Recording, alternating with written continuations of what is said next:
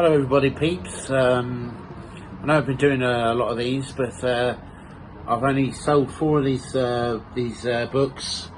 My book, The Prayer, Journey into Madness, hardcover. So I'm just going to read a page and a half, short one.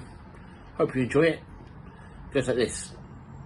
I was on injections at the time. I was on a CTO, a community treatment order, and so I still had to visit the clinic.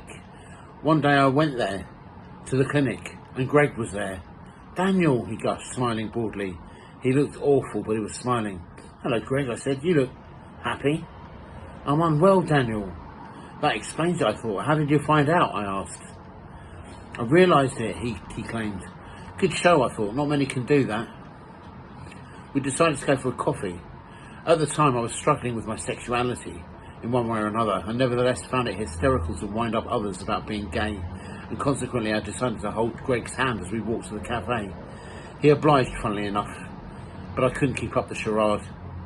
Greg had a little issue that he had internally developed, and he would often try to explain the situation. "I live with this bloke," he said one day in the manner of confession, "called Dean, and Dean lives upstairs from me." "Yeah?" I'd say with interest. "Yeah," continued Greg, "and Dean leaked it that I was wanking." "What?" I asked, confused. "You must explain yourself." "I'm addicted to porn, Daniel," he admitted, "and I was wanking a lot. I'm addicted to porn." "So what's Dean got to do with it?" "He leaked it that I was wanking."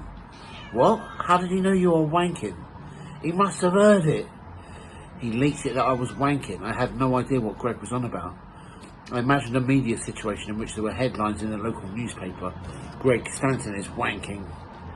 We often, as schizophrenics, develop these kinds of issues that make complete sense to us but sound ridiculous the second we open our mouths to explain them. Greg had explained this thing to me on numerous separate occasions. The Dean leaked it that he was wanking, until one day I said, "To who?" Greg laughed, probably at the realisation of his own silliness, and said, "To the world." Jesus.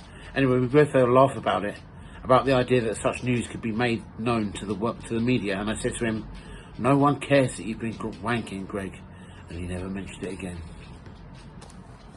Please, not too bad, it's a good book.